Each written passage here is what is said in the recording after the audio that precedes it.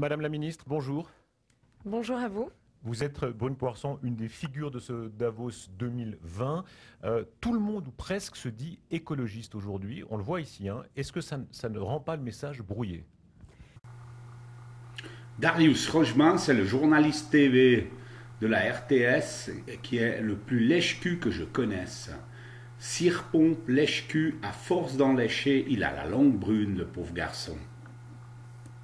Alors déjà, il y a plusieurs choses. La première, c'est qu'un forum comme Davos se saisisse de la question écologique, je crois que c'est extrêmement bienvenu. Et je crois qu'il y a une différence entre parler d'écologie et donc essayer de trouver des réponses à cette question extrêmement complexe, c'est une chose. Utiliser l'écologie à des fins purement électoralistes en fait et en mentant, en disant et en faisant croire que tout est possible en un claquement de doigts, comme il y a beaucoup d'hommes politiques français qui le font, ça s'apparente à ce que moi j'appelle du populisme vert. Alors, micro ouvert à la fémino-nunuche macronienne, pas de journalistique entre le faillot et l'idiote de service au QI de mouche morte, qu'elle lâche le mot, le populisme vert. Mon Dieu, le populisme vert serait la récupération par des populistes, hein, bien sûr, du problématique de réchauffement climatique, une autre foutaise qu'on continue de répéter à l'envi. Alors ça, c'est pas du populisme, c'est juste de la propagande de merde que certains médias, enfin les mainstream, hein, les plus connus, plus des journalistes bien sûr, plus encore des politiciens comme elle qui répètent, parce que ça c'est actuellement ce qui marche bien, puis elles pensent pouvoir surfer sur cette stupidité continuelle. Sur notre plateau, Nestlé, BlackRock, le Crédit Suisse, les uns après les autres disent mais oui, oui, nous sommes écologistes. Est-ce qu'il n'y a pas un côté un peu jacadi, les mains sur la tête, et puis oui, un opportunisme? C'est là où il faut faire très attention, et c'est tout le rôle des gouvernements, à mesurer très concrètement quelles sont les avancées des entreprises, à les pousser aussi, à mettre en place un cadre de régulation. Mais je crois qu'on a un peu changé d'époque. Moi, je vois un changement, même par rapport à l'an dernier, où j'ai eu la chance de venir ici déjà une fois. Les entreprises, elles ont une vraie part de sincérité. D'abord parce qu'elles savent, et je pense qu'elles ont fait des projections, elles savent que si elles ne préservent pas la nature, elles n'auront plus accès aux ressources pour continuer à produire. Et ensuite, elles savent que si elles veulent continuer à embaucher des personnes talentueuses, alors il faut qu'elles soient 100% engagées dans la transition écologique, sinon elles n'arriveront plus à recruter. Donc, il faut les prendre au mot. Absolument. Ouais. Et c'est exactement ce qu'on fait sur un tas de secteurs, comme par exemple le textile ou encore le plastique. Et je pense par exemple au textile, qui est un secteur qui est quand même traditionnellement pas sous le feu des projecteurs dans son aspect développement durable. Donc il faut aller viser chaque secteur de l'économie, y compris le monde financier. Alors vous avez compris, hein, c'est que les gouvernements vont utiliser le terrorisme climatique pour imposer toute leur vue à tout le monde, hein, y compris aux entreprises. Ils vont pas pouvoir faire comme ils veulent parce qu'il va falloir faire du greenwashing, hein, tout va devenir vert et tout va devoir être compatible avec la volonté de ces ayatollahs du climat. Hein. Et ben ça promet des belles journées devant nous avec ces stupidités. Hein. Les militants du climat, certains manifestent autour de Davos ici, se disent anticapitalistes. Il faut quand même répondre à ça. Est-ce que pour vous, l'écologie est anticapitaliste? Non, je ne pense pas. En revanche, ce que je comprends dans certains discours et ce que je peux tout à fait soutenir, parce que j'ai moi-même eu l'expression d'un capitalisme vorace, je crois qu'on a été dans un système capitaliste parfaitement excessif. Alors la Miss, qui est une spécialiste de saut en largeur, est en train de nous expliquer qu'il n'y a aucune incompatibilité entre le capitalisme, dont le credo absolu est à la croissance infinie, est au profit, est au maximum de fric, quoi qu'il en arrive, et l'écologie, selon elle, bien sûr c'est l'écologie à la mode macronienne, c'est-à-dire que on va prendre aux pauvres pour donner aux riches, n'est-ce pas? On va investir dans le futur, etc., etc., pour, toujours avec la même idée de greenwashing, c'est-à-dire que pour elle, il n'y a pas de contradiction, c'est juste une autre stupidité, c'est un autre mensonge de ce gouvernement de merde qu'est Macron. Hein. Qui ne vivait que pour lui-même et dans un système extrêmement financiarisé, totalement déconnecté de la réalité. Aujourd'hui, il faut que les entreprises, et c'est ce qu'elles sont en train de commencer à faire, il faut le faire encore plus vite, retombent dans leur environnement, j'ai envie de dire, non seulement social, mais aussi environnemental, en prenant en compte la réalité du monde et en se voyant comme des acteurs qui ont une responsabilité bien plus large que celle simplement de faire du profit. Mais ça veut dire qu'à vos yeux, l'écologie se réalisera dans le système du marché, dans le marché? Oui. Oui, il n'y a pas d'autre voie. Non, il y en a déjà, il y en a peut-être d'autres à échelle très locale, éventuellement, pourquoi pas. Mais moi, je crois que le capitalisme peut profondément se transformer. Pourquoi? Parce que la transition écologique, si nous voulons la faire, il faut investir massivement et il faut développer des nouvelles technologies et de l'innovation, tout en changeant aussi nos comportements. La façon dont nous consommons aujourd'hui n'est pas durable, je l'ai dit. La façon dont nous produisons ne l'est pas non plus, bien évidemment. Mais je pense qu'une grande partie de la réponse à la transition écologique se situe dans les mains des entreprises. Alors, à ce niveau de salade que débite cette gente dame, apportons une petite précision que les gens connaissent très très peu, parce que les médias mainstream n'en parlent jamais, pas plus la RTS que les médias frouses. La COP21 de Paris a exclu, je vous dis bien exclu, la pollution due aux supercargos porte-conteneurs, capables de transporter 14 000 conteneurs. Et ces cargos-là, ils polluent autant, écoutez-moi bien, que 800 000 véhicules. Donc ça veut dire que si on prend par exemple le parc de véhicules français, 50 de ces supercargos polluent autant que tout le parc français. Ou alors, si vous prenez, on peut diviser peut-être par 2 ou 3 le nombre de cargos et ça pollue autant que les véhicules suisses. Mais qui c'est qu'on emmerde? Est-ce qu'on emmerde les propriétaires de ces supercargos, qui sont souvent des grandes banques, hein, notamment les Rothschild, hein, pour qui travaillait pendant très longtemps Macron, hein, et d'autres banques, hein, pas seulement celle-là, mais les propriétaires de ces compagnies ne sont jamais, vous ou moi, des gens qui ont bossé toute leur vie. Non, pas du tout. Ce sont des banquiers, ce sont des financiers, ce sont des milliardaires. Alors, comme par hasard, mais quelle chance!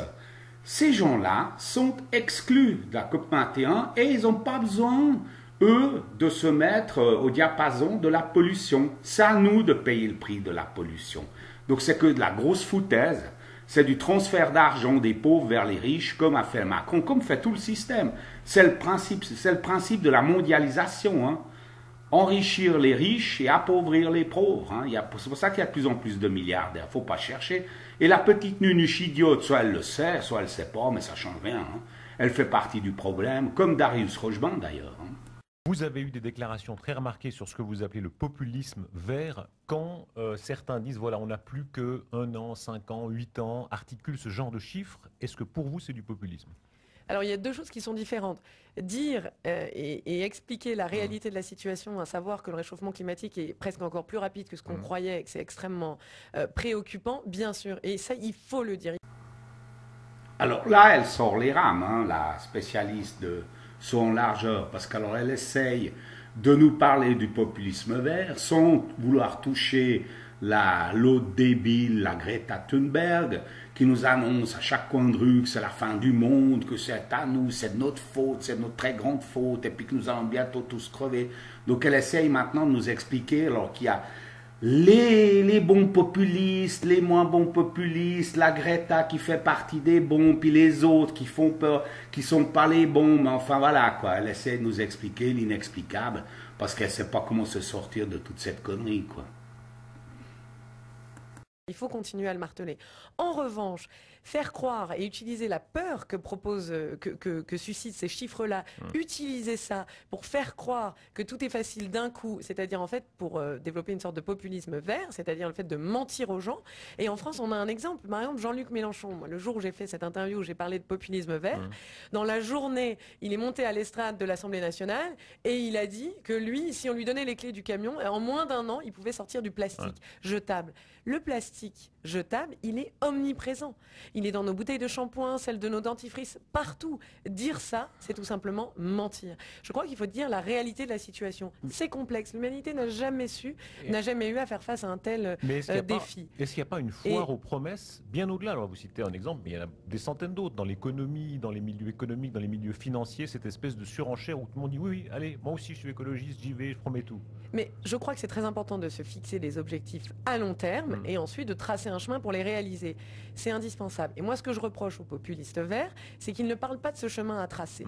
Et la réalité, c'est que, par exemple, la réalité, c'est que du coup, quand vous êtes réaliste, c'est-à-dire quand vous vraiment vous remontez les manches et vous essayez de trouver des solutions concrètes pour atteindre ces objectifs-là, qui doivent être extrêmement ambitieux et qu'on doit se fixer, quand vous faites ça, on vous accuse de vous résigner et de ne pas agir, alors que c'est tout le contraire. Dans beaucoup de pays, en Suisse, en Allemagne, la puissance d'un mouvement écologique, objectivement, a changé la donne. Hein. Est-ce que, vous ne pouvez pas l'espérer en France, parce que c'est vos rivaux, si on veut, en politique, mais est-ce qu'il ne faut pas avouer qu'en France, ça changerait la donne s'il y a un grand succès électoral, les écologistes?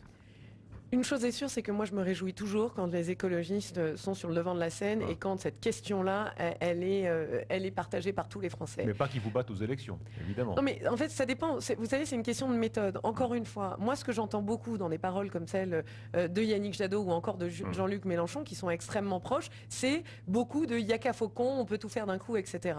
Je pense que c'est la meilleure façon en réalité de freiner la lutte contre le réchauffement climatique parce que tout ça, ça demande des travaux et des discussions qui sont extrêmement complexes. Regardez par exemple, sortir du plastique, on ne peut pas le faire du jour au lendemain. Il y en a qui nous le font croire. Il y a trop de yaka faucon chez les écologistes? Mais énormément, puisque il faut bien qu'ils se différencient par exemple par rapport même au gouvernement auquel j'appartiens, qui prend des décisions qui sont fortes sur l'écologie, qui les met en œuvre. Mais bien sûr, mettre en œuvre les choses et changer aussi, transformer ce qui a été fait dans le passé. Par exemple, regardez, au ministère de la Transition écologique et solidaire. Moi, quand je suis arrivée, on avait hérité d'un objectif qui faisait très bien sur un plateau télé et très très bien politiquement, c'est-à-dire 50% de nucléaire d'ici 2025. C'est parfait, merveilleux procédé mnémotechnique, 50%, 2025, etc. La réalité, c'est qu'il n'y a pas le moindre plan d'action qui avait été écrit, la moindre stratégie qui avait été engagée pour essayer d'y arriver. Et aujourd'hui, nous, on se retrouve à gérer ça. Et donc, ce que je dis, c'est bien les grands objectifs, c'est fondamental, mais traçons et travaillons sur le comment y arriver, sur le chemin. Les politiques et l'écologie, le risque de populisme ou d'utilisation, quand on voit le phénomène Ségolène Royal qui avait une mission, qui ne l'a pas remplie en allant aux réunions, ça fait du mal. Énormément. Énormément. Surtout quand on voit ce qui se passe dans les pôles.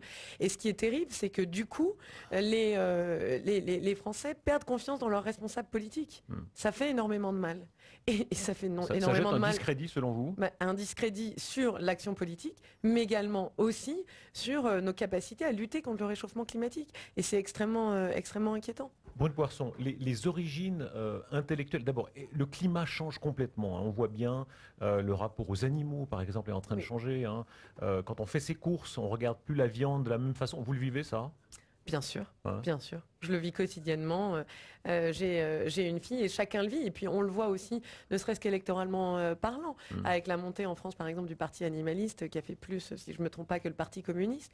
Mais tout ça, je trouve que ce sont des bonnes choses. Et nous devons y apporter des réponses. Et là aussi, c'est très complexe. Parce que ça change, c'est une grande transformation, par exemple, pour le monde agricole. Est-ce qu'il y a là aussi un danger d'extrémiste quand on entend certaines personnes qui disent qu'il faut faire moins d'enfants ou qui commencent à calculer le bilan carbone d'un bébé? Est-ce que ça vous choque?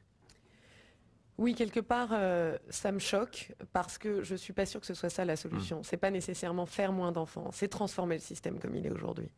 C'est ça. Et finalement, je crois que c'est se tromper de problème. On peut ne pas faire d'enfants, mais si le système continue à être comme il est aujourd'hui, quelque part, c'est terrible. Et donc, c'est au contraire de l'intérieur qu'il faut les transformer.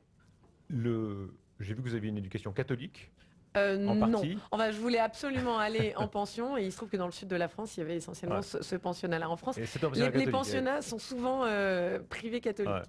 Il y a un clivage, hein, on le conçoit en Europe, on voit bien, Madame von der Leyen, par exemple, utilise les deux mots, elle dit la nature et la création pour parler de la nature parce que voilà, elle veut séduire tous les électeurs, aussi sa droite catholique.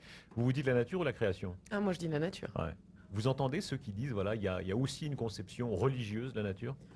Il y en a qui sont religieux, et d'ailleurs les religions jouent un rôle très important. Moi ici j'ai rencontré un cardinal, joue un rôle très important dans l'éveil des consciences, dans la préservation et la protection de la nature. Regardez l'encyclique du pape Laudato Si. Je pense que ça a été extrêmement utile, qu'il faut continuer, qu'il n'y a pas que la religion catholique, et finalement chacun son moyen, son vecteur, sa foi pour aller préserver la nature. Ce qui compte, c'est aussi le résultat. Je ne suis pas là pour juger. Mais moi, je ne suis pas catholique. Le grand rêve des écolos de remplacer la gauche, hein, on emploie parfois le mot de substitution, vous y croyez? Disons que c'est une tactique électoraliste, mais qui du coup peut nous emmener assez rapidement vers des dérives populistes, mensongères, qui visent à faire croire que, je vous le disais, tout est faisable, et surtout aussi qui construisent sur les peurs. Il y a une peur du changement climatique. Plus que ça, quand on voit l'effondrement de la gauche au Royaume-Uni, la baisse de la gauche en Allemagne, voilà, beaucoup se disent, voilà, l'écologie va prendre simplement la place des socialistes. Et en tout cas, il y a une réalité, c'est qu'on est en train de changer de siècle. Et que dans le siècle dernier, l'équation écologique n'était pas présente, et finalement, on avait construit notre société sur principalement résoudre les questions sociales, ce qui est fondamental. Aujourd'hui, on a non seulement à résoudre les questions sociales, mais aussi les questions écologiques. Et ça suppose un nouveau projet de société. Et c'est vrai que différents partis politiques sont en train de le formuler. Je crois que c'est une très bonne chose à partir du moment où on ne ment pas aux Français, en France, ou aux gens. En France, toujours autour du président. Voilà. Vous avez un président qui, on se dit, son univers intellectuel à l'origine n'est pas spécialement marqué par l'écologie. Il a été dans la finance, il a été dans l'administration, dans l'État, etc. C'est pas du tout incompatible. Alors, je pose la question, est-ce que vous avez senti chez lui une évolution où, voilà, comme tout le monde, il entend un message différent? Bon, d'abord, plusieurs choses. Je crois que absolument comme tout le monde, il y a une prise de conscience du réchauffement climatique qui croît. Je crois que c'est un être humain aussi et il le voit, il le sent au quotidien. Premièrement. Deuxièmement, moi je voudrais faire une réponse à ceux qui disent qu'il n'est pas écologiste, etc. En France, traditionnellement, l'écologie est une idéologie qui vient de l'extrême droite. Et une approche extrêmement idéologique avec un jargon qui lui est propre, bref, des mots, un vocabulaire, un imaginaire qui vient de l'extrême gauche. Il se trouve que tout le monde ne l'a pas. Et c'est pas parce que vous n'utilisez pas ce vocabulaire-là et cette façon de voir les choses que vous n'êtes pas écologiste. C'est ce que je dis. Aujourd'hui, il est temps de parler du comment, de la méthode, de comment on fait les choses en toute sincérité. Merci. C'est là que doit se porter le débat politique. Merci Madame la Ministre. Merci beaucoup à vous.